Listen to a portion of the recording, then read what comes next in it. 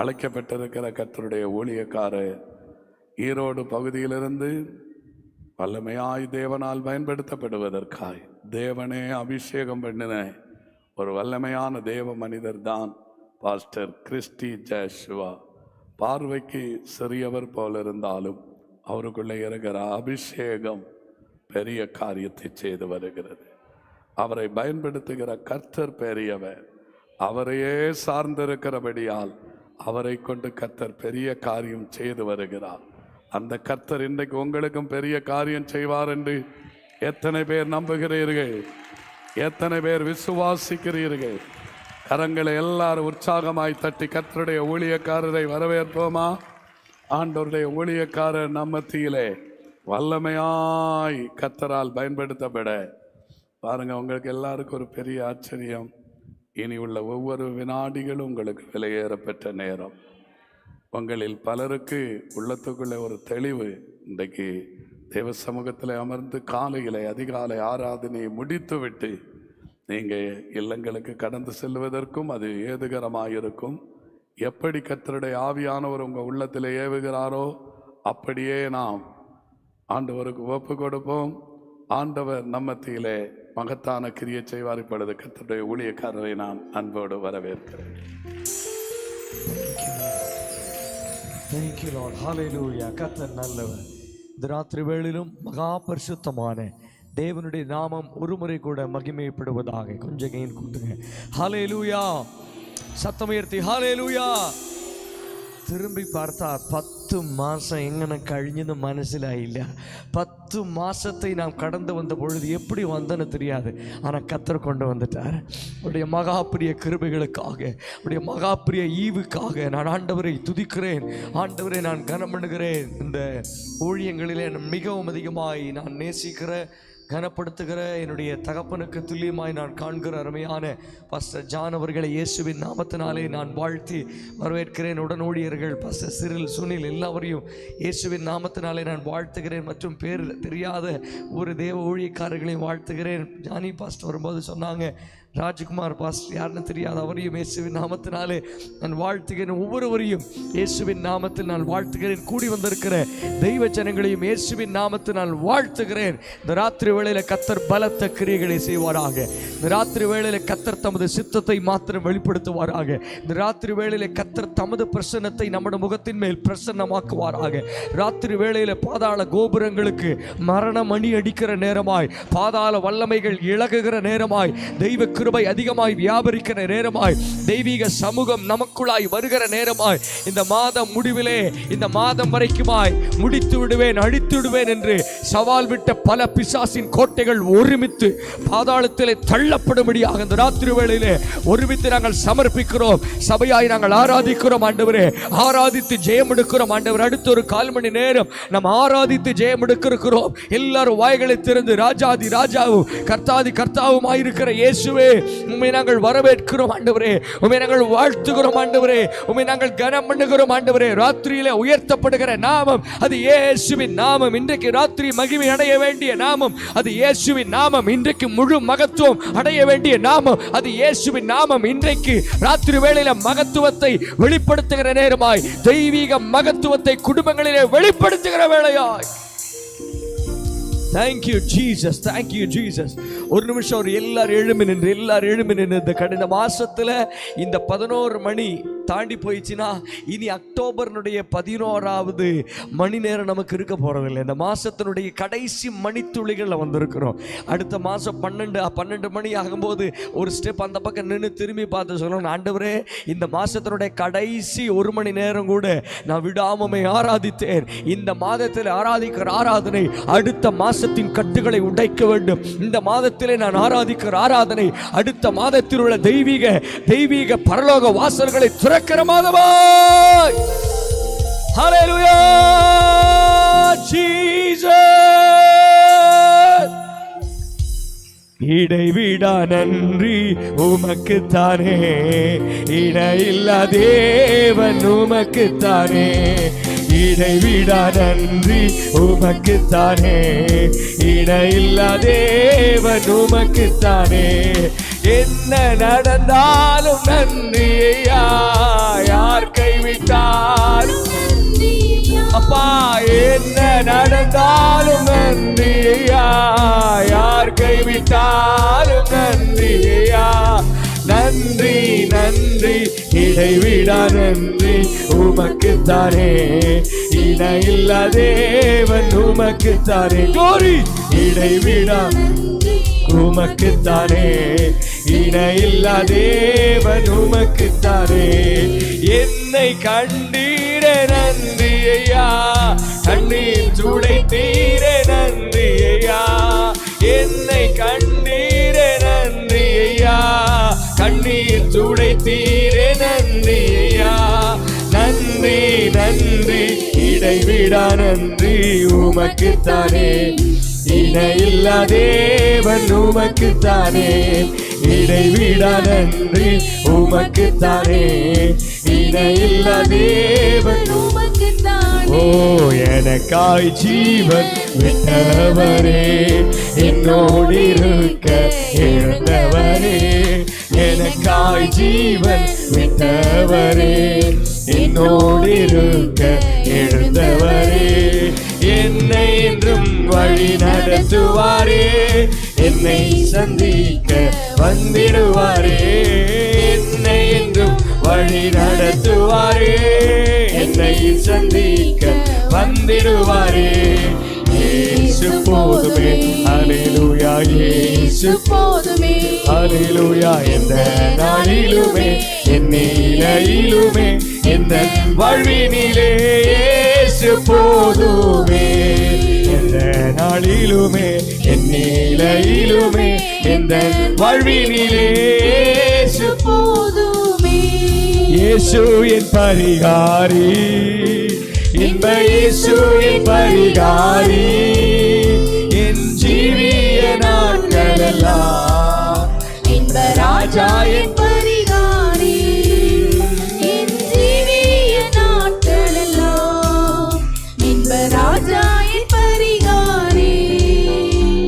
இந்த பாட்டு சொல்லுகிறது இயேசு என் பரிகாரி. இன்னைக்கு ராத்திரியில நாம சொல்ல போறோம், என் வாழ்க்கையில் உள்ள மருத்துவமானாலும் தேவைகள் சந்திக்கப்படுகிற அனுபவமானாலும் சகலத்திற்கும் அவர் பரிகாரியா இருக்கிறார். அந்த எண்ணத்தை உள்ளத்தில் கொண்டவர்களாய், ஏற்கனவே இந்த சபையில நான் சொன்னா இல்லையா எனக்கு தெரியாது, ஆனா ஒன்னு சொல்றேன், ரெண்டு பேர் பலி செலுத்தும்படியாக வயல்வெளிகளுக்கு மத்தியில 2 பேர் பலி செலுத்த போனாங்க, காயின் ஆபேல். ஆனால் கர்த்தர் ஆபேலினுடைய காணிக்கையை, ஆராதனையை, ஸ்தோத்திரங்களை, துதிகளை அங்கீகரித்தார். ஆனால் காயினின் காணிக்கையை அங்கீகரிக்கல. நியாயப்படி பைபிளை சரியா படிச்சா காயின் தான் முதல் காணிக்கை செலுத்த போனான். காயினை பார்த்து தான் ஆபேலே பலி செலுத்த ஆரம்பிச்சான். ஆனா ஆபேலின் காணிக்கையை மாத்திரம் கர்த்தர் அங்கீகரித்தார். ஏன்னா பைபிள் தெளிவா சொல்லுது. சிலர் சொல்லுவாங்க அவன் சொத்த காயை கொடுத்த அந்த காய், அதெல்லாம் கிடையாது. அவனும் நல்ல கனிகளை கொடுத்தான், இவனும் கொழுத்த மந்தைகளை கொடுத்தான். ஆனால் ஒருவனுடைய பலி அங்கீகரிக்கப்படாததற்கு காரணம் என்னன்னா, வசனம் சொல்லுகிறது, கர்த்தர் காயினையும் அவன் காணிக்கையும் ஏன் அங்கீகரிக்கலன்னா, காயினவே கர்த்தர் அங்கீகரிக்காததுனால தான் அவன் பலியை கர்த்தர் அங்கீகரிக்கல. ஆனா ஆபேலை கர்த்தர் அங்கீகரித்ததுனால அவன் பலி அங்கீகரிக்கப்பட்டுச்சு. இன்னைக்கு ராத்திரி எத்தனை பேர் ஏக்கத்தோடு கேட்கறீங்க, ஆண்டவரே என்னை அங்கீகரியும் அப்பா, என்ன அங்கீகரியுங்க ஆண்டவரே, நான் சொல்ற ஸ்தோத்திரங்கள் உமக்கு முன்பாக பிரீதியா இருக்க வேண்டும். இயேசு என் பரிகாரி, இன்ப இயேசு என் பரிகாரி. என் ஜீவிய நாட்களெல்லாம் இன்ப ராஜா என் பரிகாரி. என் ஜீவிய நாட்களெல்லாம் இன்ப ராஜா என் பரிகாரி.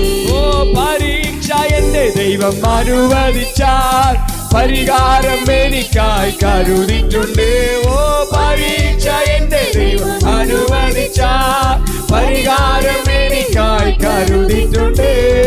എന്തിനെന്ന് ചോദിക്കില്ല ഞാൻ, എന്റെ നന്മയ്ക്കായി അറിയുന്നു ഞാൻ. എന്തിനെന്ന് ചോദിക്കില്ല ഞാൻ, ആമേൻ, എന്റെ നന്മയ്ക്കായി അറിയുന്നു ഞാൻ. സിംഹക്കുട്ടികൾ പട്ടിണി കിടക്കും, എന്നാണ്ടവരെ തേടുവാൻ കൂരയില്ല. സിംഹക്കുട്ടികൾ பட்டினி கிடக்கும் என் ஆண்டவரை தேடுவோர்க்கு கூரை இல்லையே, கூரை இல்லையே, கூரை இல்லை. எவ்வளவு குறைகள் இருந்தாலும் ராத்திரி அறிக்கை செய்ய போறோம். அவரை தேடுகிற முகங்கள் குறைவுபடாது, அவரை தேடுகிற முகங்கள் வெட்கப்படுவது இல்லை. ஆண்டவரை தேடுவோர்க்கு கூரை இல்லையே, சிங்க குட்டிகள் பட்டினி கிடக்கும் ஆண்டவரை தேடுவோர்க்கு கூரை இல்லையே, சிங்க குட்டிகள் பட்டினி கிடக்கும் என் ஆண்டவரை தேடுவோர்க்கு கூரை இல்லையே, கூரை இல்லையே, கூரை இல்லையே, என் ஆண்டவரை தேடுவோர்க்கு கூரை இல்லையே. ஓ அவன் கூரை இல்லையே, என் ஆண்டவரை தேடுவோர்க்கு கூரை இல்லையே, சிங்க குட்டிகள் பட்டினி கிடக்கும் என் ஆண்டவரை தேடுவோர்க்கு கூரை இல்லையே. சேனைகளின் தேவன் நம்மோடு இருக்கின்றார், நல்லவர் அவர் வல்லவர் அடைக்கலமானவர், நல்லவர் அவர் வல்லவர் அடைக்கலமானவர், நல்லவர் வல்லவர் அடைக்கலமானவர், நல்லவர் வல்லவர் அடைக்கலமானவர். கரம் பிடித்த நாயகனே, கரம் பிடித்த நாயகனே, கைவிடாத தூயவரே, எங்களை கைவிடாத, மீண்டுமாய் தூயவரே, எங்கள் சபை கைவிடாத தூயவரே, குடும்பத்தை கைவிடாத, ஊழியத்தை கைவிடாத தூயவரே, பிரசன்னம் பிரசன்னம் தேவ பிரசன்னம், பிரசன்னம் பிரசன்னம் தேவ பிரசன்னம்.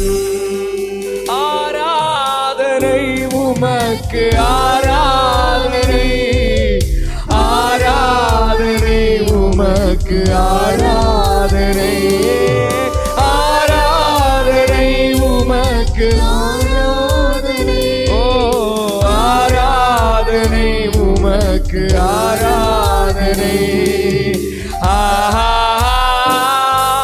அல்லேலூயா, அல்லேலூயா,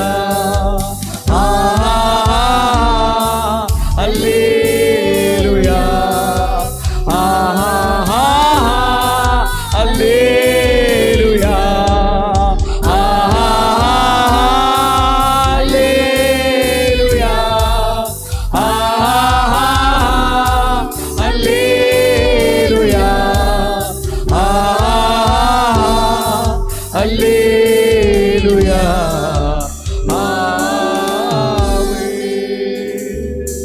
பரிசுத்த பிதாவே, இந்த ராத்திரி வேளைக்காக நமக்கு நன்றியோடு ஸ்தோத்திரிக்கிறோம். ராத்திரியிலே தொடர்ந்து இருக்கிற நேரத்தில் எங்களோடு பேசும், எங்களோடு இடைவிடும், எந்த மனுஷீக சத்தமும் வெளிப்பட்டு வராதபடி தெய்வீக வார்த்தைகளை நீர் வெளிப்படுத்தி தர நாங்கள் காத்திருக்கிறோம். எங்களோடு பேசி இடைவிடும். இயேசுவின் நாமத்தில் ஜெபிக்கிறோம் ஜீவனுள்ள நல்ல பிதாவே, ஆமென். நாம் யாவரும் உங்கள் ஸ்தானத்திலே உட்காரும்படியாக இயேசுவின் நாமத்தினால் உங்களை பட்சமாய் கேட்டுக்கொள்கிறேன். உங்கள் ஸ்தானத்திலே உட்கார கர்த்தர் கிருபை செய்யட்டும். இந்த ராத்திரி வேளையிலே என்ன வார்த்தையை பேச வேண்டும் என்று சொல்லி நான் வரும்போது, பிரயாணப்பட்டு வரும்போது மனதிலே நான் ஜெபித்து கொண்டே வந்தேன்.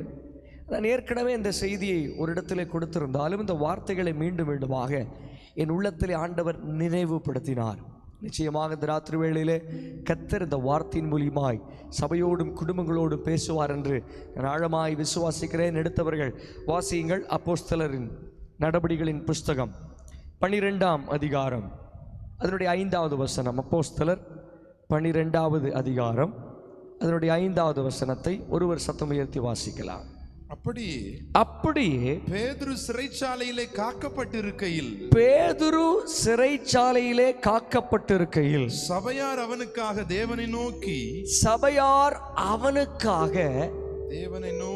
தேவனை நோக்கி ஊக்கத்தோடே ஜெபம் பண்ணினார்கள். 12வது வசனத்துடைய கடைசி வரிகளை படிங்க. அதோட சேர்ந்து அநேகர் கூடி ஜெபம் பண்ணி கொண்டிருந்தார்கள். நல்லா கவனிங்க. இந்த சபைக்குரிய மெய்ப்பனாய் இருக்கிற பாஸ்டர் பேதுருவை அன்றைக்கு இருந்த ராஜா ஊழியம் செய்து கொண்டிருந்தவன். பேதுரு நிமித்தமாய் சபை வளர்ந்து கொண்டிருந்தது. பேதுருவை நிமித்தமாய் அநேக ஆத்துமாக்கள் தொடப்பட்டு கொண்டிருந்தார்கள். பேதுருவை கொண்டு கர்த்தர் 3000 பேரை ரட்சிக்கப்பட்ட உடனே அங்க இருக்கிற ஜனங்கள் நினைச்சாங்க, ஓ ஊழியம் 3000 பேர் சபைக்குள்ள வந்துட்டாங்க, ஊழியம் சக்சஸ்ஃபுல் ஆயிருச்சுன்னு. ஆனால் அவங்களுக்கு தெரியல, அதுதான் ஊழியத்தின் ஆரம்பமே. ஊழியம் ஆரம்பிக்கவே இல்லை. ஆரம்பத்தில் கர்த்தர் காண்பித்த அடையாளம் 3000. ஊழியம் ஸ்டார்ட் பண்ணினார் ஆண்டவர். ஆனால் அது எதிரிகளுக்கும் சத்துருக்களுக்கும் இந்த ஊழியம் முடியற அளவுக்கு ஆத்துமாக்கள் வந்து விட்டார்கள் என்கிற அங்கலாய்ப்பில் பேதுருவை பிடித்து சிறைச்சாலையில் போட்டுட்டாங்க. போட்ட உடனே 5வது வசனம் சொல்லுகிறது, சபையார் பேதுருவுக்காக தேவனை நோக்கி ஊக்கமாய் ஜெபம் பண்ணினார்கள் இருக்குது. ஆனால் 12வது வசனத்தில் சொல்லுது ஜெபம் பண்ணி கொண்டிருந்தார்கள். 2 வார்த்தைக்கு வித்தியாசம் இருக்குது. ஒரு வசனம் சொல்லுகிறது ஜெபம் பண்ணினார்கள். இன்னைக்கு நம்ம எதுக்கு கூடி வந்திருக்கிறோம்? மாசத்துல கடைசி நாளில் தேவனுடைய பாதத்தோடு சேர்ந்து ஜெபிக்க வந்திருக்கிறோம். ஆண்டவர் நம்மோடு பேசுகிற வார்த்தை என்னன்னா, இவங்க ஜெபம் பண்ணினார்கள்னு முடிக்காம வசனம் ஜெபம் பண்ணி கொண்டிருந்தார்கள்னா, விடுதலை கண்ணிலே பார்க்கும் வரைக்கும் ஜெபத்தை நிறுத்தல, அற்புதத்தை காணும் வரைக்கும் ஜெபத்தை நிறுத்தல. இவங்க ஜெபம் எதற்கு எதிராக இருக்கிறது? ஒரு ராஜாங்கத்திற்கு எதிராக, ஒரு ராஜாவுக்கு எதிராக, தேவ பிள்ளைகளை துன்பப்படுத்துகிற அதிகாரங்களுக்கு எதிராக. சான்ஸே கிடையாது. மனுஷீகத்தில் போராட முடியாத, மனுஷீகத்தில் எதிர்க்க முடியாத காரியம் எதுவோ அதை முழங்காலிலே சாதிக்க முடியும் என்று நிரூபித்து காட்டினவர்கள் அப்போஸ்தலர் 12ஆம் அதிகாரத்தில் உள்ள விசுவாச சபை. இன்றைக்கு ராத்திரி இந்த கடைசி மாசத்துல கர்த்தர் நம்மோடு பேசுகிறார். வருஷங்களாய் குடும்பங்களுக்கும் சபைக்கும் நடக்காதது முழங்காலிலே கர்த்தர் செய்து முடிப்பார். முழங்காலின் ஜெபத்திலே கர்த்தரால் செய்து முடிக்க முடியும். இன்னைக்கு ராத்திரி இந்த வசனத்தின் மூலமாய் ஒரு சபை ஜெபித்ததுனால 5 அற்புதங்கள் இந்த அதிகாரத்தில் இருக்கு. எத்தனை அற்புதங்கள்? 5 அற்புதங்களை வேகமாக சீக்கிரமாய் தியானித்து நம்ம முடிக்க போறோம். 5 அற்புதங்களை சபையாரின் ஜெபத்தில் கர்த்தர் செய்கிறார். நான் அடிக்கடி சொல்லுவேன், வேதத்தில் தனி ஜெபம் உண்டு, குடும்ப ஜெபம் உண்டு, மன்றாட்டு ஜெபம் உண்டு, சபையாரின் ஜெபம் உண்டு, உபவாச ஜெபம் உண்டு. எல்லா ஜெபத்திலும் என்னோட பார்வையில் என் மனதிலே இடம் ஆழமாய் பிடித்தது, எல்லா ஜெபத்தை பார்க்கிலும் வல்லமையான ஜெபம் சபையாரின் ஜெபம். சபை முழங்கால் படிட்டு இந்த தேசத்தில் எவைகளை கட்டுகிறதோ அது கட்டப்பட்டதாக இருக்கும். இந்த மாச கடைசியில் கர்த்தர் உங்களுக்கு வாக்கு பண்ணுகிற காரியம், சபை ஒருமனப்பட்டீங்கன்னா கட்ட முடியாதவைகளை கட்ட முடியும், கட்டவிழ்க்க முடியாதவைகளை அவிழ்க்க முடியும். அதற்கு இந்த சபையை கர்த்தர் சாட்சியாய் மாற்றுவாராக.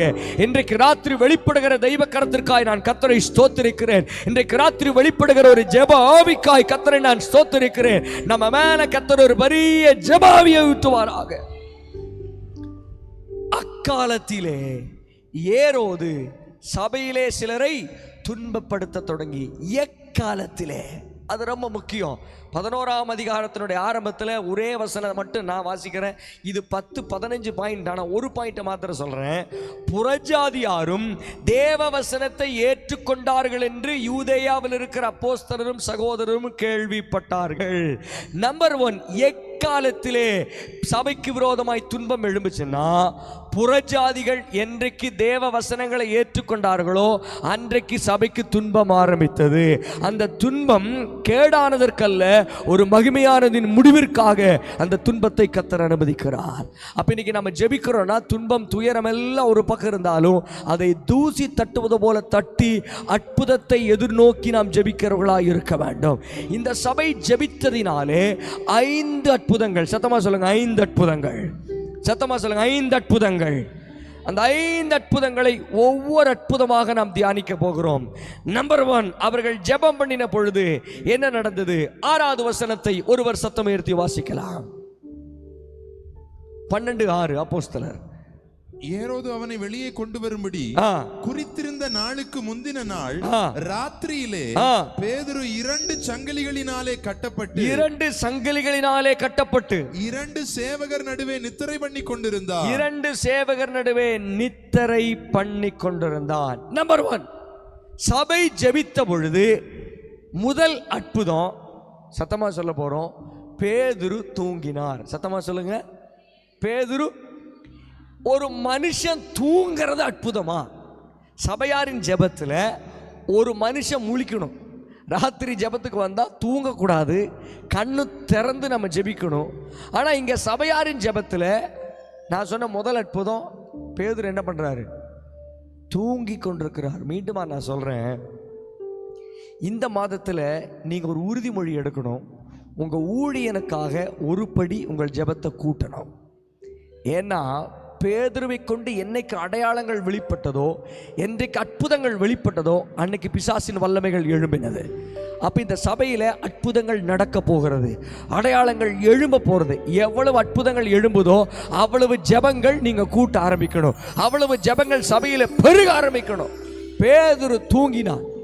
காலையில் இன்டர்வியூ, ராத்திரி தூக்கம் வரல. ஏன்? வேலை கிடைக்குமா கிடைக்காதா தெரியல, மனக்கலக்கம், எப்படியாவது வேலை கிடைக்கணும். காலையில் இன்டர்வியூ தான் ராத்திரி தூக்கம் வர மாட்டேங்குது. காலையில் பிரசங்கம் பண்ண கர்த்தருடைய வார்த்தை வரலைன்னா ராத்திரி தூக்கம் வர மாட்டேங்குது. ஆனால் பேதுருடைய சூழ்நிலை இங்கே என்ன? பேதுரும் யாக்கோபும் சகோதரர்களை போல ஊழியம் செஞ்சாங்க. 2 பேர்த்தையும் ராஜா பிடிச்சி ஜெயிலுக்குள்ளே தூக்கி போட்டான். 2 பேர்த்தையும் ஜெயிலுக்குள்ளே தூக்கி போட்டப்ப சகோதரனாகிய யாக்கோபை தலையை வெட்டி கொன்னுட்டாங்க. கூட இருந்த உடன் சகோதரன் மரித்து போயிட்டான். அடுத்த நாள் விடிஞ்சா காலையில் பேதுருவின் தலை வெட்டப்படும். யாக்கோபு ஜெபித்திருக்கலாம் தப்புவியும்னு, ஒருவேளை தப்புவிக்காவிட்டி பரவாயில்லன்னு ஜெபித்திருக்கலாம். தன்னுடைய சகோதரன் உடன் இருந்தவன் மரித்து அடுத்த மரணம் இவன் தலையின் மேல் குறிக்கப்பட்டால் எப்படி தூக்கம் வரும்? எப்படி உறக்க வரும்? ஆனால் பேதுரு சமாதானமாய் படுத்து நித்திரை செய்கிறான். தூக்கம் வராத ஒரு மனுஷனுக்கு, ஆனால் தூங்குறான். இந்த பேதுருவை போய் கேட்டு பாருங்க, ஏன் நீங்க தூங்குனீங்க? ஏன் அந்த அவர் தூங்குன அற்புதம் தெரியுமா? அவர் அன்னைக்கு ராத்திரி படுத்து யோசிக்கிறாரு, ஐயோ விடிஞ்சா என் தலையை வெட்ட போறாங்க, தூக்கம் வரல, சமாதானம் கெட்டு போச்சு. ஆனால் 2 காரியத்தை மனசுல நினைவுக்குள்ள கொண்டு வந்தாரு. சமாதானமாய் படுத்து நித்திரை பண்ணாரு. அந்த 2 நினைவு என்னன்னா, இயேசு கிறிஸ்து இந்த பூமியில் உயிரோடு மனித அவதாரத்தில் வாழ்ந்த நாட்களிலே பேதுருவோடு சேர்ந்து ஆண்டவர் அநேக ஊழியங்களை செய்தார். அப்போ பேதுருவுக்கு முதல் ஒரு வாக்குத்தத்தம் கொடுத்தார். என்ன வாக்குத்தத்தம்னா, இனி நீ மீன்களை பிடிக்க மாட்ட, யாரை பிடிப்ப? மனுஷர்களை பிடிக்கிறவனா மாறுவாய் அப்படின்னு ஒரு வாக்குத்தத்தம் கொடுத்திருந்தார். ஆனால் மலையாளத்தி പറഞ്ഞു കഴിഞ്ഞാൽ ദൂത് തിരിച്ചടിച്ചു പോയി. ഇവൻ മനുഷ്യരെ പിടിച്ചില്ല, മനുഷ്യർ ഇവനെ പിടിച്ച് കാരാഗ്രഹത്തിലാക്കി. ഇവൻ മനുഷ്യനെ പിടിക്കல, ஆனால் மனிதர்கள் பேதுருவை பிடித்தாங்க. ஏன் பேதுருவை பிடிச்சாங்க? வாக்கு தத்தம் உள்ளவனை பிடிக்க முடியுமா? நல்லா கவனிங்க. பேதுரு பிடிக்கப்பட்டதுக்கு காரணம், பேதுரு ஒரு ஒரிஜினல் யூதன். அவருக்கும் சங்கீத புஸ்தகம் சொந்தமான புஸ்தகம். 1ஆம் சங்கீதம் பேதுருவுக்கு நல்லா தெரியும். 1ஆம் சங்கீதம் என்ன சொல்லுது? துன்மார்க்கருடைய ஆலோசனை நடவாமலும் பாவிகளுடைய வழியில் நில்லாமலும் பரியாசக்காரர் உட்காரும் இடத்தில் உட்காராமலும். இந்த வசனம் பேதுருவுக்கு தெரியுமா தெரியாதா? நல்லா தெரியும். ஆனால் ராத்திரியில் இயேசுவை அங்கே இங்கே இழுத்தடிக்கும் போது குளிர்காயிற கூட்டத்தில் இவரும் போய் உட்கார்றாரு. நல்லா கவனிங்க. இவன் உட்கார ஒரு ஸ்தானம் உண்டு, இவன் உட்காருகிற ஒரு ஸ்தலம் உண்டு. இவன் ஊழியத்திலே தரிசனத்திலே உட்காரும்படியாய் கர்த்தர் அழைத்தார். ஆனால் இயேசுவை குற்றப்படுத்துகிற, இயேசுவை காட்டி கொடுத்த அந்த கூட்டத்தோடு போய் குளிர்காய உட்கார்ந்தான். குளிர்காய உட்கார்ந்தா நீங்கள் பிடிக்கப்படும். ஒரு கிறிஸ்தவன் குளிர் அல்ல, ஆனலும் இன்றி குளிருமின்றி அல்ல, ஒன்னா கர்த்தருக்காக வைராக்கியமாய் ஆனலாய் எழும்பணும். குளிரை மாற்றிக்கொள்வதற்காக போனா, இடம் மாறினான், பிடிக்கப்பட்டான். அன்னைக்கு யோசிச்சான், கர்த்தர் 2 வாக்குத்தத்தங்களை கொடுத்திருந்தாரு. அதுல 1, பேதுருவே நீ யாரை பிடிப்ப? மனுஷங்களை பிடிப்ப. ராத்திரி படுத்துட்டு யோசிக்கிறாரு, விடிஞ்சா என்னை கொல்லுவேன்னு ஏரோது வாது கட்டி இருக்கிறான். ஆனால் வாக்குத்தத்தம் 2, நான் மனுஷனை பிடிச்சனா இல்லையா? நல்லா யோசிக்கும் போது அப்போஸ்தலர் 1, 2, 3 படித்து பார்க்கும்போது பேதுருவுக்கு புரிஞ்சுது. பெந்தேகோஸ்தே நாள் வந்த பொழுது அன்றைக்கு எழும்பி நின்று ஒரு வலையை வீசினாரு. வீசின வலையில 3000 மனிதர்களை கர்த்தர் சபைக்குள்ள கொண்டு வந்தார். ஆண்டவர் கொடுத்த வாக்குத்தத்தம் துல்லியமாய் நிறைவேறினது. அப்ப அவர் கொடுத்த ஒரு வாக்குத்தத்தை நிறைவேறிச்சா இல்லையா? நிறைவேறிச்சுன்னு சொல்றவங்க சத்தமா ஆமென் சொல்லுங்க. 2வது ஒரு வாக்குத்தத்தம் கொடுக்கிறாரு. ஏதாவது வாக்குத்தத்தம் பெண்டிங் இருக்குதான்னு பார்க்கிறாரு. கஷ்டம் வரும்போது குறை பேசக்கூடாது. பெண்டிங்கான வாக்குத்தத்தம் இருக்குதான்னு ஸ்தோத்திரம் பண்ணணும். இவன் உட்கார்ந்து நினைச்சு பார்க்கறான், ஒன்று கொடுத்தது நிறைவேறிடுச்சு, இனி ஒரு வாக்குத்தத்தம் கொடுத்தாரு. என்ன வாக்குத்தத்தம்னா, வாசிக்க வேண்டாம், யோவான் எழுதின சுவிசேஷம் 21ஆம் அதிகாரம் அதனுடைய 18வது வசனம் நினைக்கிறேன். அங்கே ஒரு வார்த்தை ஆண்டவர் சொல்லுவார், பேதுருவே, இப்போ நீ வாலிபனா இருக்கிற, நீ முதிர் வயதுள்ளவனாகும்போது இன்னொருத்தன் உனக்கு பெல்ட் கட்டி விடுவான், இன்னொருத்தன் உன்னை நடத்தி கொண்டு போவான்னு ஒரு வாக்குத்தத்தம் கொடுக்குறாரு.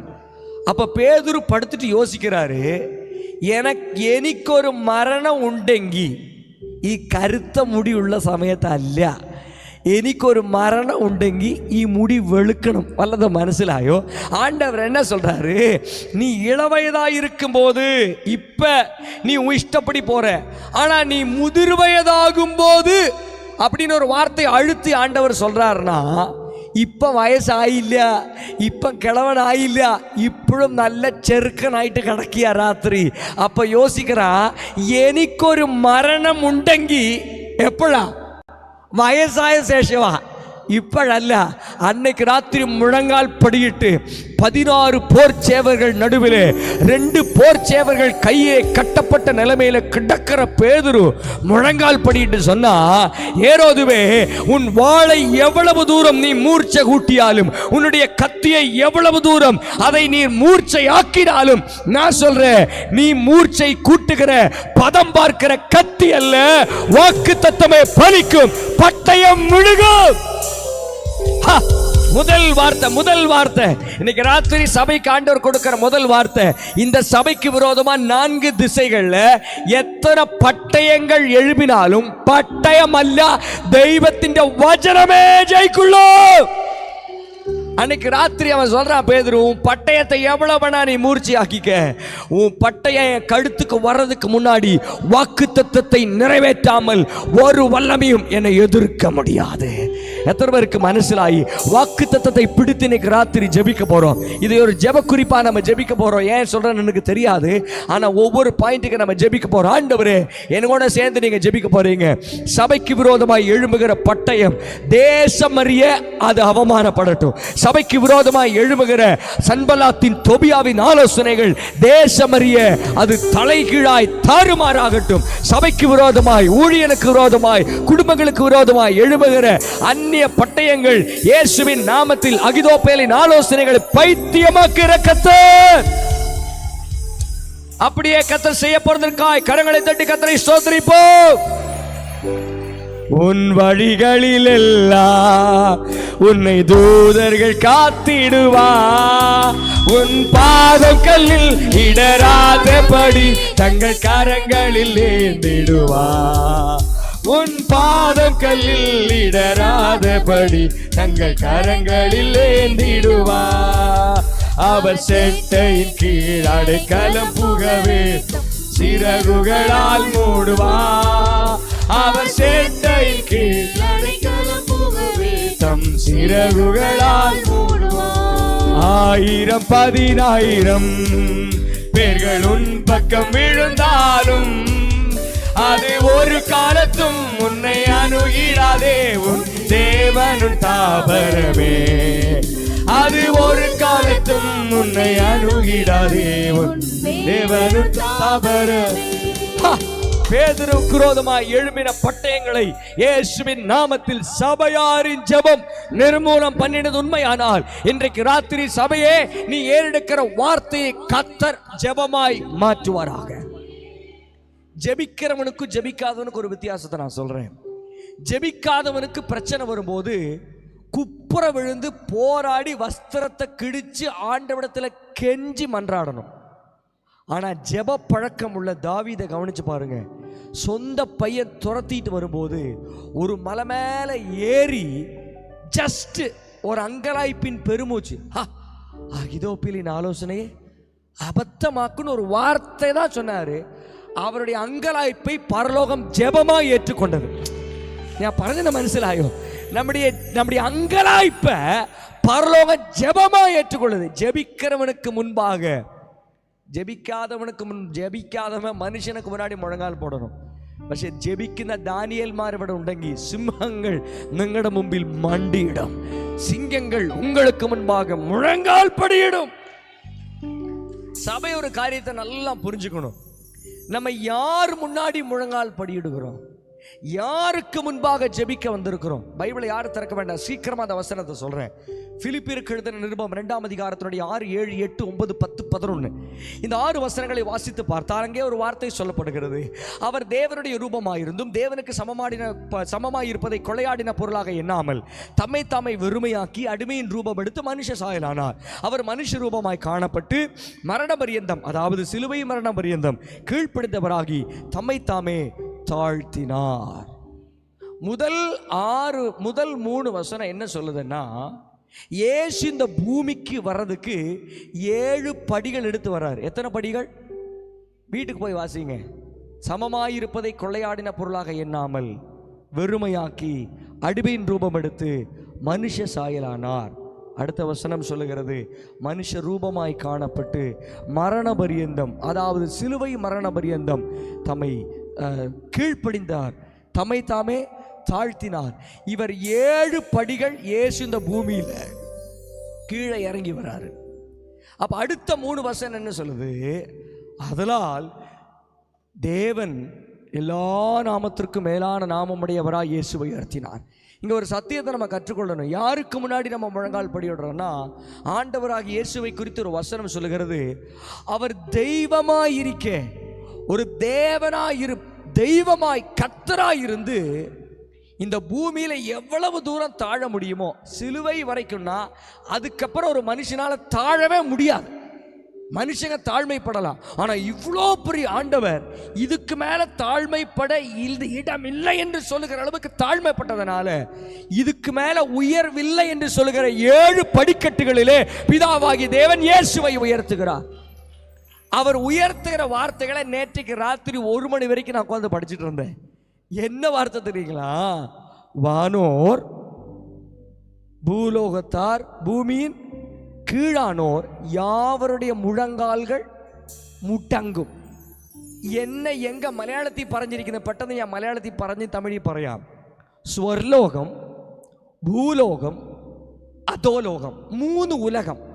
3 உலகத்தை ஆண்டவர் சொல்றார்.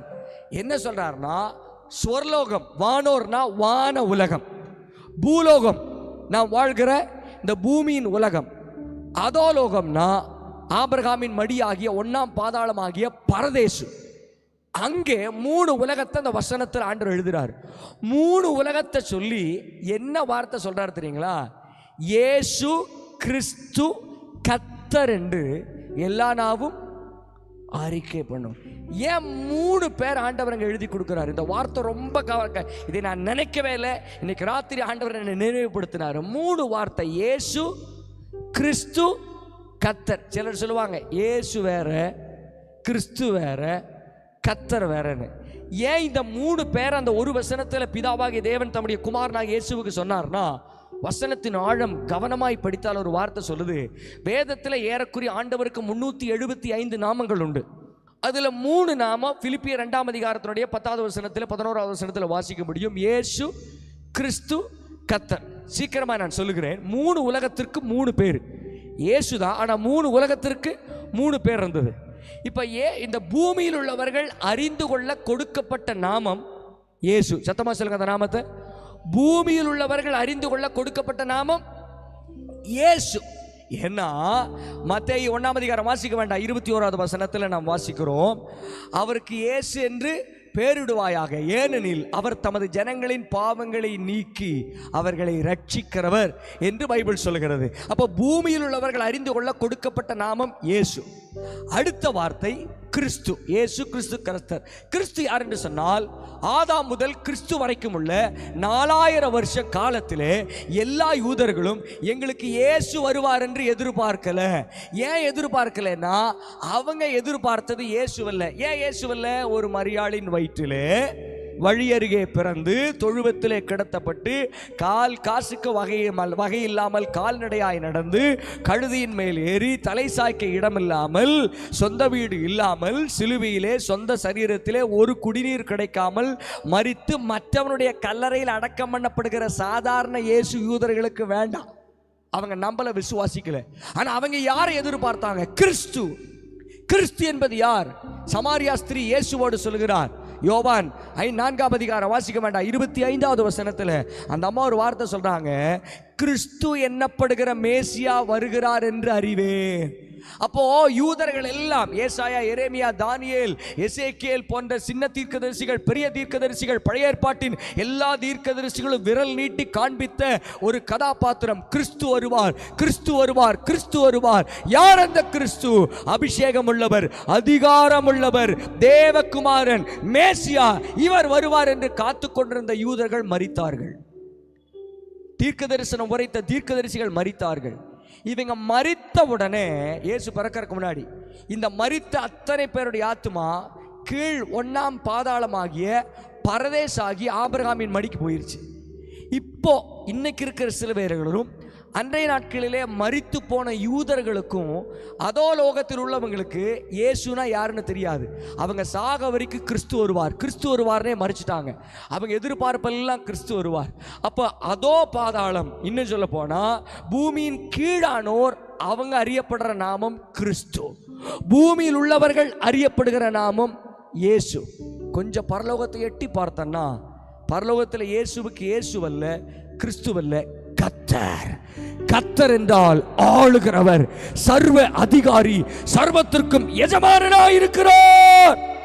110வது சங்கீதம், கர்த்தரின் ஆண்டவரை நோக்கி. எபிரேய நிருபத்தில் வாசிக்கிறோம், கர்த்தரின் ஆண்டவரோடு. அப்போ கர்த்தர் பரலோகத்திலே அவருக்கு அறியப்படுகிற ஒரு நாமம் உண்டானால் கர்த்தர். எபிரேயர் 7ஆம் அதிகாரம் 26வது வசனத்திலே ஒரு வார்த்தை பிரகாரமாக எழுதப்பட்டிருக்கிறது, சொர்க்கத்தை கால் உயர்ந்தவன், வானங்களிலும் உயர்ந்தவர் கர்த்தராய் இருக்கிறார். அப்ப இப்ப நல்லா ரீவைண்ட் பண்ணி என் கூட சொல்லுங்க பார்க்கலாம். பூமியில இயேசுவுக்கு பேர் என்ன? இயேசு. பூமியின் கீழே இயேசுவுக்கு பேர் என்ன? கிறிஸ்து. வானத்தில் இயேசுவுக்கு பேர் என்ன? கர்த்தர். இப்போ பக்தன் சொல்றாரு, இயேசு கிறிஸ்து கர்த்தர் என்று யார் அறிக்கை பண்ணுவாங்க? இந்த 3 நாமத்தை ஒரு வார்த்தையில் சொல்றேன். இயேசு என்கிற நாமம் பூமியில் அறியப்பட கொடுக்கப்பட்ட நாமம். கிறிஸ்து என்ற நாமம் பாதாளம் விரைக்கிற நாமம், பாதாளம் நடுங்கிற நாமம். கர்த்தர் என்றால் பரலோகம் போற்றுகிற, ஆராதிக்கிற அந்த நாமமாக இருக்கிறது. இன்னைக்கு ராத்திரி தோவாளை சபையே, நீயும் நானும் யாருக்கு முன்பாக முழங்கால் படியிடுகிறோம்னா, 3 உலகமும் திகைத்து முழங்கால் படியிடுகிற ஒரே ஒரு நாமம் உண்டங்கி, இயேசு மாத்திரம் கர்த்தாவே. 3 உலகங்களும் விரைக்கிற நாமம், 3 உலகங்களும் நடுங்குகிற நாமம். அந்த நாமத்துக்கு முன்னாடி அப்போஸ்தலர் 12ல் சபை என்றைக்கு முழங்கால் படியிடுச்சோ, கர்த்தரால கிரியை செய்யாம உட்கார முடியல. இன்னைக்கு அநேகருடைய வாழ்க்கையில இயேசுவை தூங்க வச்சுட்டு இருக்கிறோம். போட்ல இயேசு தூங்கிட்டு இருக்கிறாருங்க. ஏன் தலை சாய்த்து தூங்குறாருன்னா, அவரோட பேசுற கால் இல்லை. இயேசு போட்ல உட்காந்துட்டாரு. சீஷர்கள் 12 பேர். ஏன் அதை பேசுறேன்னு தெரியல, மீண்டும் சொல்றேன். சீஷர்கள் 12 பேர். ஒரு நாள் இயேசு கிறிஸ்து ஏறி பின்னணித்தில் போய் படுத்ததுக்கு காரணம், 12 பேர் கண்டிப்பாக ஜோடி ஜோடியாக தான் உட்காந்துருப்பாங்க, யாரும் தனியாக குற மாட்டாங்க. ஏன்னா யோவானை பற்றி குறை பேசுறதுக்கு அந்த பக்கம் பேதுரு ஆளை தேடிட்டு இருந்திருப்பாரு, இல்லாட்டினா யூதாஸ் தேடிட்டு இருந்திருப்பாரு. இப்படி 12 பேர் 2 பேரா உட்காந்துட்டாங்க. இப்போ இயேசுவுக்கு ஜோடி இல்லையா? இயேசு உட்கார்ந்து மெதுவாக பார்க்குறாரு. இயேசுக்கு ஒரு பழக்கம், எங்கே வந்தாலும் சுற்றி பார்ப்பார். அவர் தேவாலயத்துக்கு வந்து சகலத்தையும் சுற்றி பார்த்தார் என்று பைபிள் சொல்லுகிறது. நான் ஜெபிக்காமல் தூங்குறேனா, ஜெபிக்கிறேனா, எப்போ கூட்டம் முடியும்னு பார்க்குறேனா, இல்லை இன்னும் அறியணுமே அந்த தாகத்தில் இருக்கிறேனா, இதை கர்த்தர் என்ன பண்ணிட்டு இருக்கிறாரு? சுற்றி பார்த்து கொண்டிருக்கிறார். இப்போ இயேசு வந்து அமைதியாக உட்கார்றாரு. டக்குன்னு யோவானு பேதுரு கண்டிப்பாக பேசியிருப்பாங்க, சே இவர் இயேசு மட்டும் கிடையாதுப்பா, இவருக்குள்ள ஒரு தெய்வத்துவம் இருக்குது. அவர் படுத்து தூங்குடாருன்னா அது மனுஷத்துவம். ஆனால் அடுத்த நொடியே காற்றை பார்த்து பேசுகிறார், காற்றே கொஞ்சம் அடங்கு, நான் படுத்து தூங்குறேன். ஐம்பூதங்களோட பேசுகிறாரப்பா, இவர் தெய்வமா இருக்கிறாரு. இயேசுவை குறித்து 2 பேர் பேசிக்கிறாங்க, ஆனால் இயேசு கிட்ட பேசல. நான் சொன்னது எத்தனை பேருக்கு புரிஞ்சுது? இயேசுவை குறித்து பேசிக்கொள்கிறார்கள், ஆனால் இயேசுவின் இடத்துல என்ன செய்யல? ஜெபிக்கல, பேசல. நமக்கு நல்லா தெரியும், யூதா காணிக்கப்படி கையில் வச்சுட்டு உட்காந்துட்டு இருக்கிறார். அவருக்கு எத்தனை வரவு செலவு வந்துச்சு, என்ன போச்சுன்னு அதை மட்டும் பார்த்துட்டு இருக்கிறார். பக்கத்தில் ஒருத்தன் கணக்கு போட்டுட்டு இருக்கிறான், பிலிப்புக்கு எப்போ பார்த்தாலும் எங்கே போனாலும் கணக்கு. இந்த கூட இருந்தால் இத்தனை பேர் போச்சிருக்கலாமே. 2 பேர் கணக்கு போட்டுருக்கிறாங்க. ஆண்டவர் பார்க்க வரைக்கும் பார்த்தாரு, கம்முன்னு தூங்கிட்டாரு. சில நேரத்தில் நான் பண்ணுற ஜெபத்திலையும் ஆண்டவர் தூங்க வைக்க முடியும். நம்ம ஆண்டவரை பார்த்து ஜெபம் பண்ண மாட்டோம், ஒருத்தருக்கு ஒருத்தர் பேசி கொண்டு இருப்போம். இல்லைங்க, இன்னைக்கு ராத்திரி அவரை பார்த்த முகங்கள் பிரகாசம் அடையும். அன்னைக்கு சபைக்கு ஏக நம்பிக்கை பலனே பாஸ்டர் தான். அந்த பாஸ்டர் பிடிச்சி ஜெயிலுக்குள்ள ஆக்கிட்டாங்க. நிறைய பேர் சொல்றது கேட்டிருக்கிற, பாஸ்டர் ஜான் பாஸ்டர் எங்களுக்காக நீர் ஜெபித்துக் கொள்ளும். உண்மையே சொல்ல போனா பைபிள் என்ன சொல்லுதுன்னா, பாஸ்டர் விசுவாசிகளுக்கு ஜெபிக்கிறாரோ இல்லையோ, விசுவாசிக்கு தான் பாஸ்டருக்காக ஜெபிக்கணும். அதான் பைபிள் சட்டம். ஆனால் உங்களுக்காக ராத்திரி பகலும் ஜெபிச்சு கொண்டே வர்றார். காரில் வரும்போதெல்லாம் உங்களுக்காக ஸ்தோத்திரம் பண்ணிகிட்டே வந்தார். கிட்ட வரைக்குமா ஒரு ஜெபிக்கிற ஒரு தெய்வ புருஷனை கர்த்தர் உங்கள் சபைக்கு கொடுத்துருக்கிறாரு. ஆண்டவரே பிள்ளைகளை ஆசீர்வதிக்கணும், ஆண்டவரே பிள்ளைகளை உயர்த்தணும், ஆண்டவரே பிள்ளைகள் வெட்கப்பட்டு போகக்கூடாது. என்ன அழகான சபை உங்கள் சபை. நீங்கள் ஊழியனுக்கு உங்களுக்காக ஜெபிக்கிறீங்க. இந்த சபையின் எல்லையை கர்த்தர் விரிவாக்கிட்டே போவார். எத்தனை பேருக்கு விசுவாசம் இருக்குது? கரமுயர்த்தி ராமேன், கரமுயர்த்தி ராமேன். ஹல்லேலூயா. தூங்கிட்டாரு. 1வது அற்புதம். நம்பர் 2, செகண்ட் அற்புதம் என்ன தெரியுங்களா? 7வது வசனம். ஆண்டவர் என்ன செய்யறாரு? verse 7, 7வது வசனம் வாசிங்க. இந்த ஒரு வசனத்துல 3 அற்புதம் இருக்குது. சீக்கிரம் வாசிங்க. 7வது வசனம். அப்பொழுது கர்த்தருடைய தூதன் அங்கே வந்து நின்றார். போதும். யார் வந்து நின்னது? நம்பர் 2, சபையாரின் ஜெபத்துல 2வது அற்புதம் என்னன்னா, கர்த்தருடைய தூதன் எங்க வந்து நிக்கிறாரு? சத்தமா சொல்லுங்க. எங்க வந்து நின்னா என்ன? 12 மணியான டப்புன்னு கூட்டம் முடிச்சுட்டு வீட்டுக்கு போய் படுத்து தூங்கலாம் அப்படின்னு நீங்கன்னு சொல்ல மாட்டேன். சத்தமா சொல்லுங்க. எங்க போய் தூதன் நிக்கிறாரு? தோவாளையில ரொம்ப வேண்டப்பட்ட நம்முடைய சொந்தக்காரர் ஒருத்தர் திடீர்னு ஜெயிலுக்கு பிடிச்சிட்டு போயிட்டாங்க. கோவிச்சு கூட சண்டைக்கு வரக்கூடாது, உதாரணத்துக்கு நான் சொல்றேன். பிடிச்சிட்டு போயாச்சு. டக்குன்னு ஜெயில் கதவுக்கு முன்னாடி போய் நின்று, இல்லைங்க കാലയിൽ അവർ പുട്ടും പഴവേ കഴിക്കുള്ളൂ കേട്ടാ, അവർ സാമ്പാർ ഇഡലി ഒന്നും കഴിക്കില്ല, അതുകൊണ്ട് പുട്ടും പഞ്ചസാരയും ഞാൻ കൊണ്ടുവന്നിട്ടുണ്ടെന്ന് പറഞ്ഞാൽ അകത്തെ കയറ്റുമോ മക്കളെ? ഉള്ള ഏറ്റുവാങ്ങളാ? അല്ല, അത്രയും വേണ്ട. ഒരു ലെറ്റർ എൻ്റെ വേണ്ടപ്പെട്ടവന് വേണ്ടി കൊടുക്കുക. ഒരു ലെറ്റർ கூட சிறைச்சாலைக்குள்ள போகாது. அப்போ சிறைச்சாலை என்பது ஒரு மனிதனும் உட்பிரவேசிக்க முடியாத அளவிலே தடுக்கப்படுகிற அனுபவம். பாஸ்டரை தூக்கி எங்க போடுறாங்க? விசுவாசிகளும் பாஸ்டரும் சம்பந்தப்படக்கூடாதுன்னு தான் பிசாசு பிரிவினை கொண்டு வருவான். ஜெயில் என்கிற பிரிவினை, ஜெயில் என்கிற மனக்கசப்பு, ஜெயில் என்கிற வேற்று புரிந்து கொள்ளுதல், இதெல்லாம் பிசாசு கொண்டு வர்றது. ஒரு நாள் ஊழியனுக்கும் விசுவாசிக்குள்ள எந்த பிணக்கமும் நம்ம வளர்த்தி கொள்ளவே கூடாது. அன்னைக்கு ராத்திரி உள்ள போட்டு அடைச்சிட்டாங்க.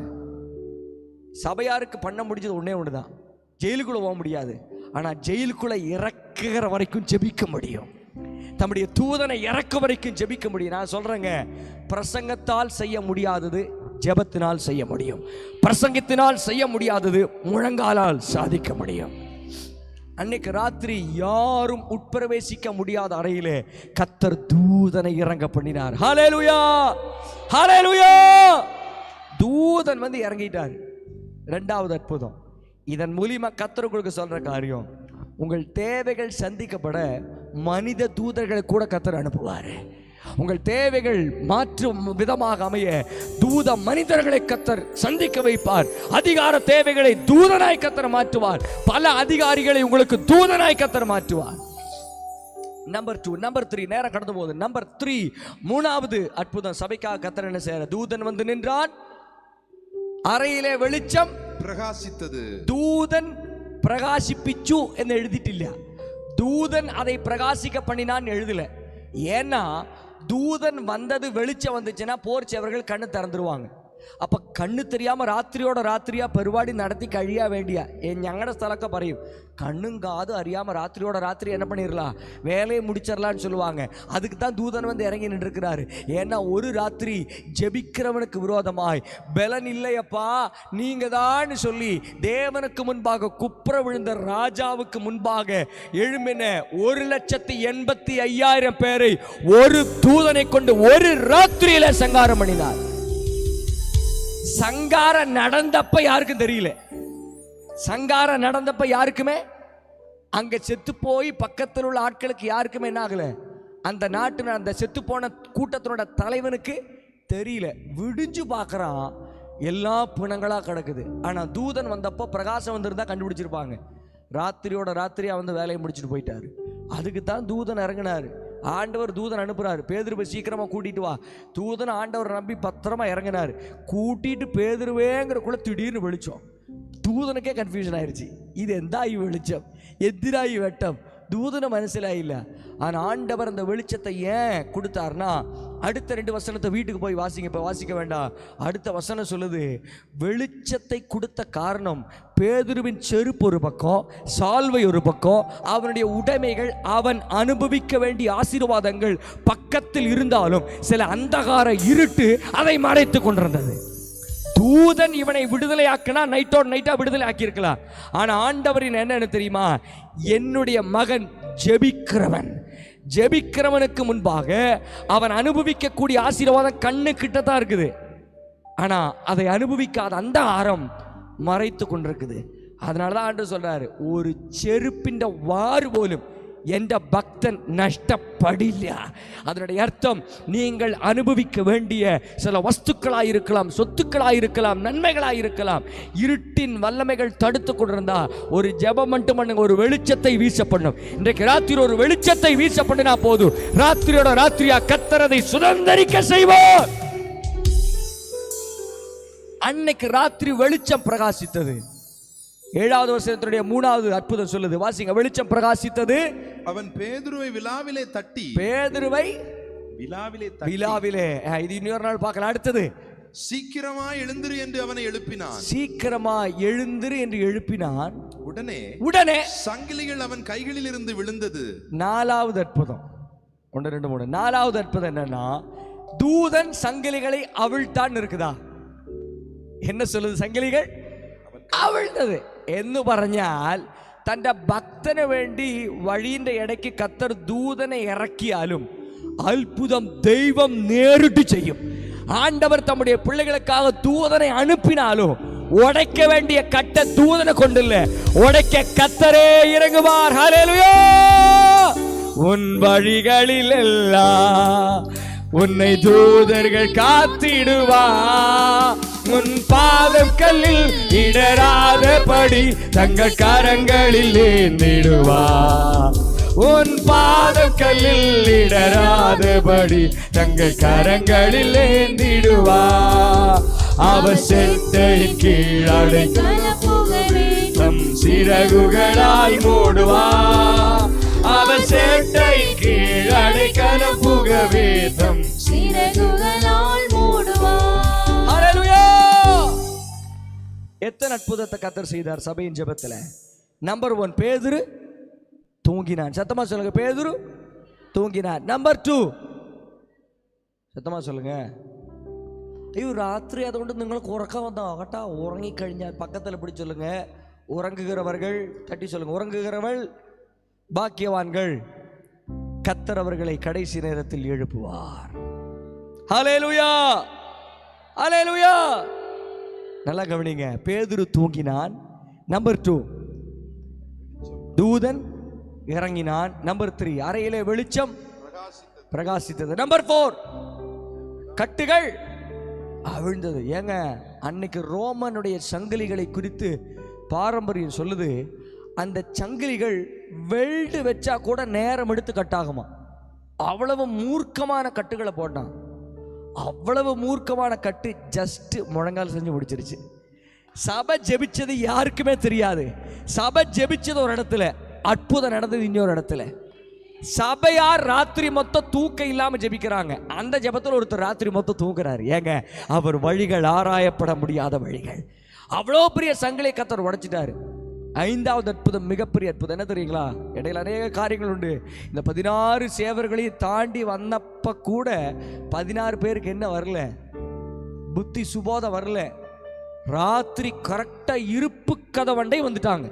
ஜெயிலெல்லாம் தாண்டி மெயின் கேட்டுக்கு வந்துட்டாங்க. மெயின் கேட்டுக்கு வந்தோம். என்ன நடந்தது? 10வது வசனத்தை ஒரு வாசிக்கலாம். அவர்கள் முதலாம் காவலையும் இரண்டாம் காவலையும் கடந்து நகரத்துக்கு போகிற இருப்பு கதவண்டையிலே வந்தபோது, ஒரே மினிட், இன்னைக்கு ராத்திரி இந்த 2 காவலை ஜெபத்தில் நம்ம தாண்ட போறோம்.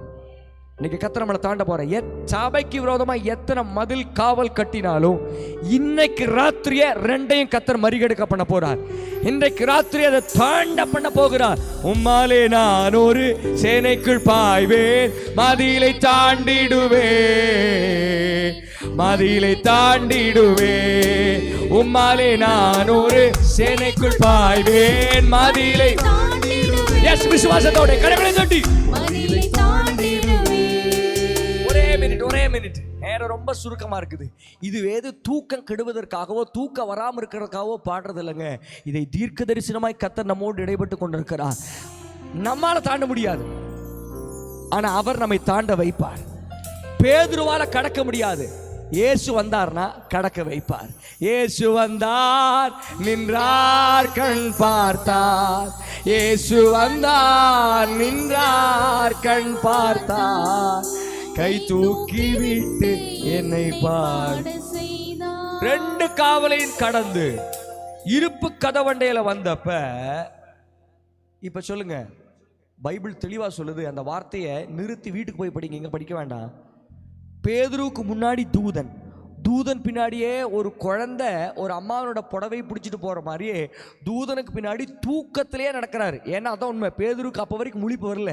தட்டி உணர்த்தினாலுமே வீதிக்கு வந்தப்பதான் தெரியுது கனவு கண்ட மாதிரி இருந்தது. ചിലപ്പോൾ 12 കഴിയുമ്പം ചിലരൊക്കെ ഇവിടെ ഉണ്ടായിരുന്നോ എന്ന് നിങ്ങൾ ചിലർ വിചാരിക്കുന്നത് പോലെ பேதுருக்கு தூக்கம் தெளியிறது கேட்டு கந்த பக்கம் தான் தூதனுக்கு பின்னாடி அவர் அறியாம நடத்துறாரு. இதுக்கு பேர் தாங்க என்னை நடத்தினார் அவர் நல்லவர், அவர் கிருபை. சபையே கொஞ்சம் திரும்பி பாருங்க. கடந்த நாட்களில் தான் 25வது வெள்ளி விழாவை நீங்க ஆட்பரித்து ஆராதித்தீங்க. பாஸ்டர் கேட்டு பாருங்க, அவர் சொல்லுவார் கண்ணை மூடி முடிச்ச மாதிரி கத்தர் கொண்டு வந்திருக்கிறார். அதுதான் உண்மை. பாஸ்டர் நடக்கவே இல்லை. அவரை நடத்தினார் அவர் நல்லவர், அவர் கிருபை. இதுக்கிடையில எத்தனை நெருக்கம், எத்தனை சவாலு, எத்தனை தேவைகள், எத்தனை சங்கடங்கள், எத்தனை தோற்று விடுகிற அனுபவங்கள் வெளியில தெரியாது. இத்தனை சூழ்நிலைகளிலும் நெருக்கப்பட்டோம், மடிந்திடாமல் கர்த்தர் நம்மை காத்ததாலே. நெருக்கப்பட்டோம், மடிந்திடாமல் கர்த்தர் நம்மை காத்ததாலே. அவர் நல்லவர், அவர் வல்லவர். அது ஒண்ணுதான் நமக்கு சொல்ல முடியும். அவர் நல்லவர், வல்லவர், அவர் கிருபை.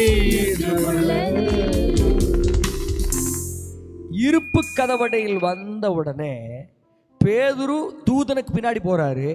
தூதன் கதவை திறந்தான்னு பைபிள் எழுதல.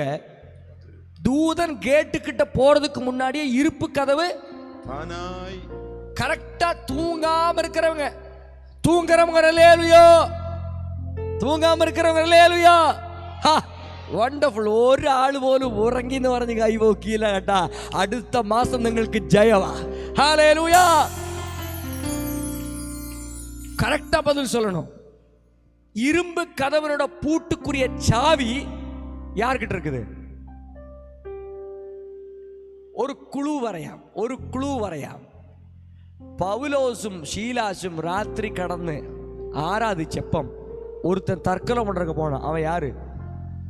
சிறைச்சாலை அதிகாரி, ஜெயில் சூப்பரண்டன்ட். இந்த சாவி 16 சேவர்கள் கையில கூட இல்லை. ஏன்னா பேதுரு மட்டும் காட்கப்படல. 16 படையாளிகளும் பூட்டப்பட்ட நிலைமையில் இருக்கிறாங்க. சத்துருக்களும் பூட்டப்பட்ட நிலைமை, பாஸ்டரும் பூட்டப்பட்ட நிலைமை. ஆனா சாவி சூப்பரண்டன்ட் கையில. இப்ப தானா திறக்குது, தூதன் திறக்கல. அப்படின்னா என்ன அர்த்தம்னா, ഒരു താക്കോലും പിടിച്ചോണ്ട് ഒരാള് ദൂതന്റെ മുമ്പിൽ കൂടി നടന്ന് ആ താക്കോളിന്റെ പേരാ പറയുന്നു, മരണത്തിന്റെയും പാതാളത്തിന്റെയും താക്കോൽ, ദാവീദിൻ കുമാരനിൻ താക്കോൽ, ദാവീദിൻ திறவுகோல். ദാവീദിൻ திறவுகோலுக்குரிய ஒரு விசேஷம் என்ன தெரியுமா? எல்லா பூட்டிനും ചേരും. ആ താക്കോൽ വന്നു കഴിഞ്ഞാൽ എല്ലാ പൂട്ടിനും ചേരും. കടൻ പൂട്ടുക്ക് ചേരും, വறுமை பூட்டுக்கு சேரும், நஷ்ட பூட்டத்திற்கு சேரும், சபை விரிவடைய பூட்டி இருக்கிற பூட்டுக்கு சேரும். அன்னைக்கு ராத்திரி தாவீதின் திறவுகோலையுடையவர் வந்து திறக்கிறாரு பாருங்க. இருப்பு கதவு தானாய் திறவுண்டது. இன்னைக்கு ராத்திரி வந்து உட்கார்ந்து அடுத்த செகண்ட் ஒரு வார்த்தை எனக்கு நினைவுபடுத்தினார் பாஸ்டர். வெளிப்படுத்தின விசேஷத்தில் ஒரு வார்த்தை சொல்லப்படுகிறது. 3:8 நினைக்கிறேன், 2:8 3:8 பிலதெல்பியா சபைக்கு ஒரு வாக்குத்தத்தம். இதா திறந்த வாசலை உனக்கு முன்பாக வைத்திருக்கிறேன், ஒருவனும் பூட்ட முடியாது.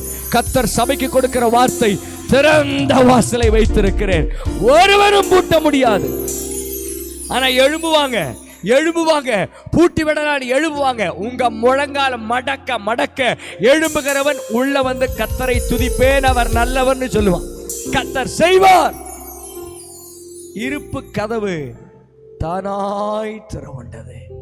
திறவுண்டு. நம்ம அடுத்த 5 நிமிஷம் நம்ம ஜெபிக்க போறோம். 5 நிமிஷத்துல இருப்பு கதவு தானாய் திறவுண்டோன்னு அவர் நேரா நடந்து போறாரு.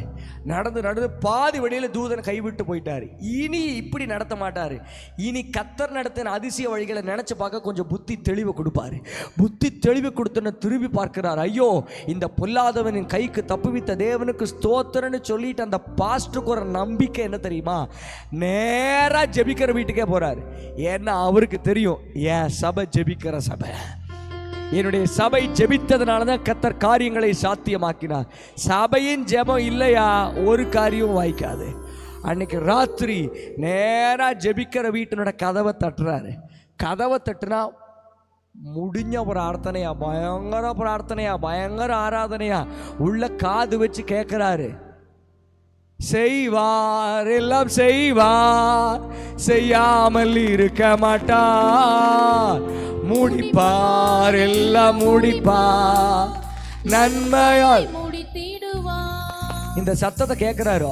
முடிஞ்ச ஆராதனையா மறுபடியும் சத்தமா தட்டுறாரு. சத்தமா தட்டுன உடனே நல்லா கவனிங்க, இருப்பு கதவுக்கு வந்தப்ப இருப்பு கதவு தானா திறக்குது. ஆனா ஜெபிக்கிறவங்க வாசல்ல வந்தா தானா திறக்கல. ஆண்டவர் திறந்திருக்க முடியுமா? முடியாதா? முடியும். ஆனா ஆண்டவர் மனப்பூர்வமா மாறி நின்றுட்டாரு. ஏன்னா இவங்க என்ன ஜெபம் பண்ணி இருக்கணும்? யாருக்காக ஜெபிக்கிறாங்க? பேதுருக்கு ஜெபிக்கிறாங்க. என்ன பண்ணி ஜெபிச்சிருக்கணும்? தாழ்பால் போடாம ஜெபிச்சிருக்கணும். ராத்திரியை பாஸ்டர் கர்த்தர் கொண்டு வருவாருங்கிற விசுவாசத்துல ஜெபிச்சிருக்கணும்.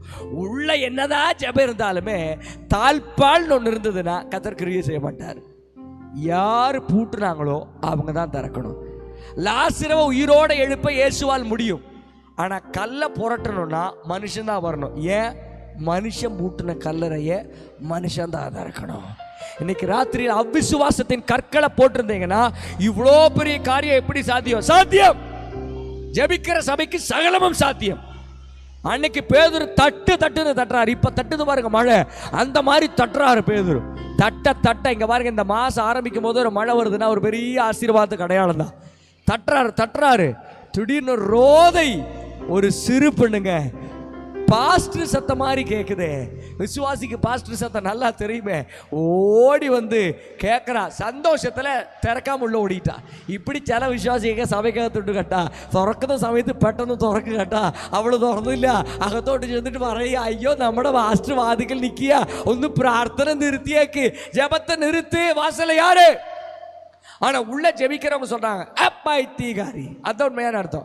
நீ பிராந்தியானோ பிதற்றுகிறாயின்னு தமிழ் எழுது, மலையாளத்தில் எழுதி எனக்கு பிராந்துண்டோன்னு.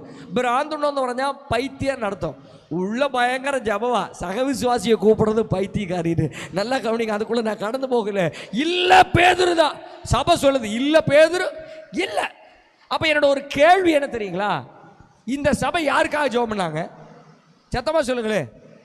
ஆண்டவருக்கு ஒரு சத்தம் ரொம்ப பிடிக்கும். என்ன சத்தம் தெரியுமா? பெருவெள்ளத்தின் இறைச்சல். படகும் காற்றும் கடலும் கொந்தளிக்கும் போது சீஷர்கள் கூப்பிடுகிற வார்த்தை இயேசுவோட காதுக்கு போச்சுன்னா பெருங்காற்றையும் கொந்தளிக்கிற அலைகளை பார்க்கலும் சத்தம் போட்டிருப்பாங்க. டக்குன்னு எந்திரிச்சிருவார். சத்தமா சொல்லுங்க. அப்படி ஒரு பெருங்காற்றில் சொல்லுங்க, சபை யாருக்கா ஜெபம் பண்ணாங்க? சத்தமா சொல்லுங்க, பேதுருவுக்கு. ஆனா பேதுரு வந்தார்னா நம்பல, இல்ல அவருடைய தூதனா இருக்கலாம். சத்தியமா சொல்றேன், பாஸ்டர் வரலங்கிறான். அதான் நம்ம பாஷையில சொல்ல போன அர்த்தம். உண்மையா பாஸ்டர் வரல, யார் தான் வந்திருக்கிறா? பாஸ்டருக்கு பதிலா தூதன் தான் வந்திருக்கிறான். இவ்வளவு உறுதியா சாதிக்கிறாங்கன்னா அவங்க என்ன ஜெபம் பண்ணியிருப்பாங்க? நான் நினைக்கிறேன், நல்லா கவனிங்க, ஒரு சம்பவத்தை நான் சொல்றேன். வெளிநாட்டில் ஒரு அழகான சபை இருந்தது, ஜெபிக்கிற சபை, உங்களை மாதிரி நல்ல சபை. அப்படி ஜெபிக்கிற சபைக்கு பக்கத்தில் சாராய கடை கொண்டாந்து போட்டாங்க. சாராய கடையை போட்ட உடனே விசுவாசிகள், சிறு பிள்ளைகள்லாம் தாண்டி வரும்போது பாட்டல்கள், கெட்ட வார்த்தைகளை கேட்டுட்டு விசுவாசிகள் நொந்து போய் உள்ள வந்து, ஆண்டவரே இந்த சாராய கடை மேலே ஒரு இடி இடிச்சாவது என்ன ஆகணும்?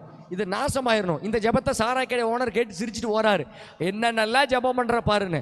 ஆனால் அவங்க ஜெபித்த ஒரு வாரத்தில் ஒரு பெரிய இடி, உண்மையாக நடந்த சம்பவம், ஒரு பெரிய இடி கரெக்டாக சர்ச்சில் விழாமல் சர்ச்சுக்கு பக்கத்தில் ஒயின் ஷாப்பில் விழுந்து அது நொறுங்கி நாஸ் ஆயிருச்சு. ஒயின் ஷாப்காரன் கேஸ் போட்டான் சபை மேலே. என்ன கேஸு? சபை ஜெபித்ததால் என் கடை அழிந்தது, சாராய கடை நாசமானது. உடனே சபை எல்லாம் சேர்ந்து வக்கீல் வச்சு அவங்க வச்சாங்க, நாங்கள் ஜெபித்ததுனால சாராய கடை இடியில. அவங்க வக்கீல் வாதாடுறாரு, இல்லை இந்த சபை ஜெபிச்சதை காதால கேட்ட இந்த ஜெபத்தினால தான் என் கடை போச்சு. சபை சொல்லுது, ஐயோ கண்டிப்பாக இல்லைங்க, எங்கள் ஜெபத்தினால அது எதார்ச்சியாக விழுந்துருக்குது. ஜட்ஜு முழிக்கிறாரு, என்ன கேஸ் எழுதுறதுன்னே தெரியல. கடைசியாக ஒரு ரிசல்ட் எழுதி முடிச்சார். என்ன எழுதி முடிச்சாருன்னா, சபையாரின் ஜெபத்தில் சபையாருக்கு விசுவாசம் இருக்குது இல்லையோ, சாராய கடை ஓனருக்கு விசுவாசம் இருக்குது. பின்ன ஜட்ஜ் எழுதி முடிப்பார் இந்த போராட்டத்தில். அது போல இன்னைக்கு ராத்திரி பேதுரு தான் அடிச்சு சொன்னாலும் இல்ல, அவருடைய தூதனாய் இருக்கலாம் என்கிற வார்த்தையை சொன்ன உடனே இவங்க ஏன் பேதுரு அங்கீகரிக்கல தெரியுமா? இவங்க என்ன ஜெபம் பண்ணியிருப்பாங்கன்னா, பேதுரு ஷார்ட் டெம்பரான ஆள், வாழை பார்த்தா ஒயிலண்ட் ஆயிடுவார். என்னதான் பாஸ்டர் ஆனாலும் இடையில வாள், கெச்சமனே தோட்டத்தில் வாழை பார்த்தாரு, போட்டாரு போர்ச்சேவன், காது ரத்தமாக போகுது, காது கீழே துண்டா விழுந்துருச்சு. ஏங்க பேதுரு கரெக்டாக காதை வெட்டினாரு? காலை வெட்டியிருக்கலாம், கையை வெட்டியிருக்கலாம், ஏங்க காதை வெட்டினாரு? பழக்க தோஷம். மீன் பிஸ்னஸா? ஆதியம் செவியா வெட்டுது, மீன் ஆதியம் காதில் தான் போடுவாங்க, அதே மாதிரி காதில் போட்டார். ஆண்டவரே எங்கள் ஊழியக்காரர் வாளை பார்த்து வயலண்டாய் தேவநாமம் தூஷிக்கப்படாதபடி சமாதானமான மரணத்தை, தேவநாமம் மகிமைப்படுகிற மரணத்தை கொடுன்னு ஜெபித்தாங்க. நான் சொல்கிறேன், எபேசியர் 3:20-21 சொல்லுது, நாம் நினைப்பதற்கும் வேண்டிக் கொள்வதற்கும் மிகவும் அதிகமாய். சபையே, அன்னைக்கு அவங்க ஜெபித்ததை கார்க்கிலும் வேண்டுதலை கார்க்கிலும் மேன்மையான காரியங்களை செஞ்சார்னா, இன்னைக்கு ராத்திரி நீங்கள் வேண்டிக் கொள்வதை பார்க்கிலும் மேன்மையான காரியங்களை கர்த்தர் செய்ய போதுமானவராக இருக்கிறார். எல்லாம் எழும்பி நிற்கலாமா? எல்லாரும் எழும்பி நிற்கலாம். இந்த சபையாரின் ஜெபத்தினால 5 அற்புதங்கள் நடந்தது. அவன் தூங்கினான், தூதன் இறங்கினான், அறையிலே வெளிச்சம் பிரகாசித்தது, 4 சங்கிலிகள் அவிழ்ந்தது, 5 இரும்பு கதவுகள் தானாய் திறந்தது போல இந்த 5 அற்புதங்களும் தோவாளைக்கு ஒரு ஆசீர்வாதமாய் இந்த மாதத்தில் கர்த்தர் இறங்க பண்ணும்படியாய் கரங்களை தட்டி கர்த்தரை ஸ்தோத்திரிப்போம்.